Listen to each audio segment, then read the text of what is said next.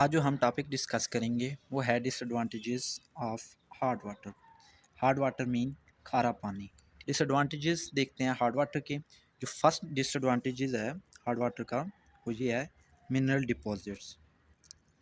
Mineral deposits mean कि ये जो हार्ड वाटर होता है इसमें इम्प्योरिटीज़ होती हैं, और वो इम्प्योरिटीज़ आपका जो ये पाइप होता है, पाइप की ये जो अंदरूनी सतह होती है, अंदरूनी लेयर होती है, यहाँ पे ये इम्प्योरिटीज़ अकुमुलेट होती हैं जो कि हार्ड वाटर में होती हैं।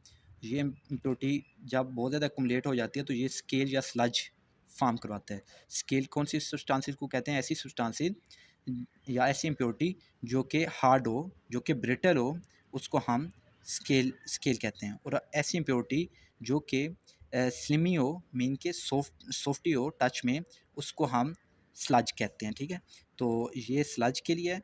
और ये ब्रिटल अगर हो, slimy substance inside the pipe और वाटर बॉयलर, तो उसको हम स्केल कहते हैं। मिनरल डिपॉजिट्स होता है। मिनरल डिपॉजिट्स क्यों होता है? क्योंकि एक जो हार्ड वाटर होता है उसमें जो मिनरल्स होते हैं वो हाई लेवल में होते हैं। Hard water contains high level of, mean के ज़्यादा मकदार में होता है, high level of minerals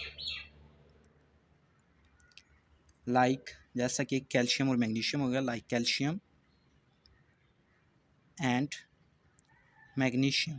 calcium और मैग्नीशियम की तरह और भी बहुत से मिनरल जो हैं वो बहुत ज़्यादा मकदार में होते हैं। ये मिनरल क्या करते हैं? Leading to the accumulation of, mean का अकुमुलेट होना, मीन के इकट्ठे होते हैं, leading to the accumulation of scale inside the inside the pipes inside the pipes pipes और वाटर बॉयलर भी आप कह सकते हैं। ठीक है, और अप्लाइंसेस, कोई और अप्लाइंस भी हो सकता है, उसके इनसाइड भी ये अकुमुलेट हो सकता है। सेकंड डिसएडवांटेज है रिड्यूस्ड अप्लायंस एफिशिएंसी। अप्लायंस की एफिशिएंसी क्यों डिक्रीज होगी? Due to the formation of scale and sludge. जब फॉर्मेशन होगी स्केल और स्लज की तो जो अप्लायंस हैं वो प्रॉपरली वर्क नहीं कर सकती। ठीक है, appliance efficiency can decrease due to the formation of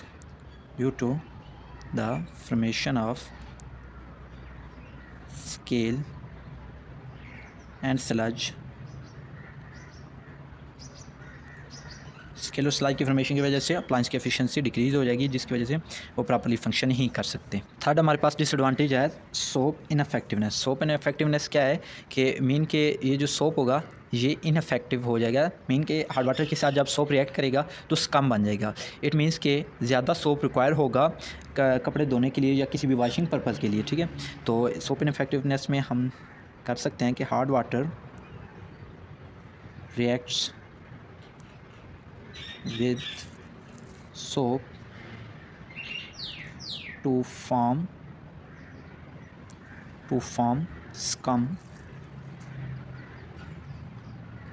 scum बनाएगा hard water, making it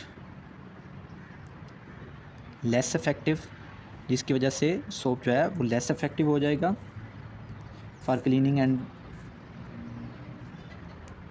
purposes and require more soap to produce leather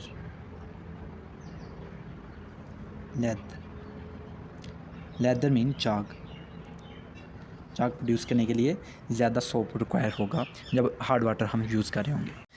hard water जो है ये जब रिएक्ट करता है स्किन या हेयर के साथ तो स्किन पे ये इरिटेशन फील करवाता है, और हेयर जो है इरिटेशन और ड्राइनेस भी स्किन में क्रिएट करता है। ठीक है, और हेयर इश्यूज़ में ये आता है कि हार्ड वाटर जो है ये शाइनिंग जो है हेयर की वो कम कर देता है।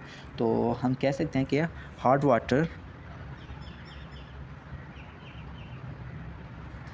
कैन लीव मिनरल्स जो है वो लीव करता है mineral residues on skin and hairs। Skin और हेयर पे मिनरल रेजिड्यूज रह जाते हैं, लीडिंग टू ड्राइनेस ड्राइनेस महसूस होती है, इरिटेशन भी होती है, irritation and lack of shining in the hairs. Lack of shining होती है हेयर्स में, हेयर की शाइनिंग जो है वो कम हो जाती है।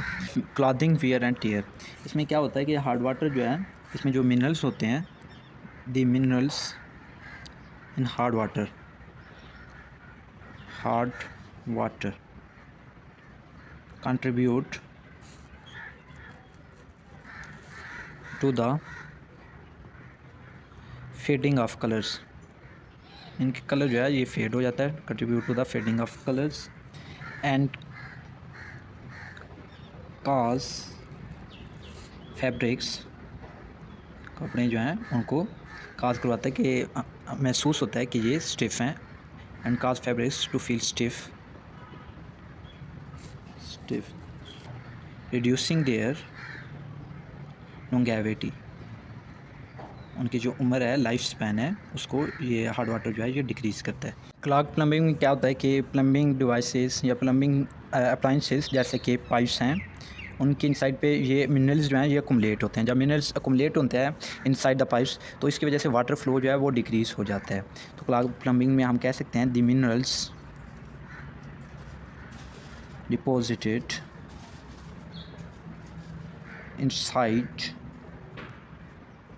inside the plums may lead to clog, which will reduce the water flow, इसकी वजह से वाटर फ्लो जो है ये डिक्रीज़ हो जाएगा। 7th है हमारे पास increase energy cost.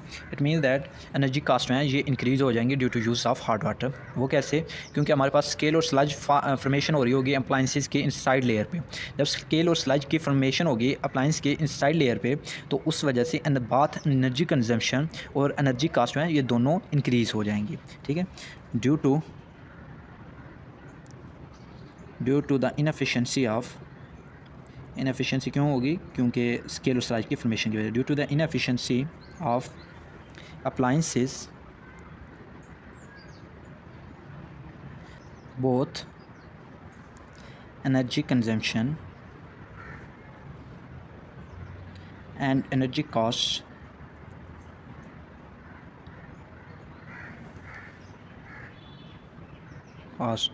Will increase, दोनों इंक्रीज़ हो जाएंगे। हार्ड वाटर की वजह से स्टेनिंग क्रिएट होगा, जो कि इसका 8th डिसएडवांटेज है। स्टेनिंग की वजह से ये जो ग्लास टब्स हैं, सिंक्स हैं या और ग्लास सरफेसेस हैं उनके ऊपर स्टेन्स प्रोड्यूस हो जाएंगे, मीन स्टेन फॉर्मेशन हो जाएगी मिनरल्स की वजह से। मिनरल की वजह से जब स्टेन फॉर्मेशन होगी तो इनको क्लियर अपीयरेंस देना बहुत मुश्किल हो जाएगा। ठीक है, हार्ड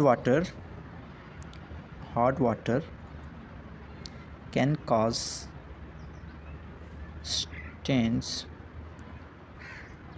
on sinks, bathtubs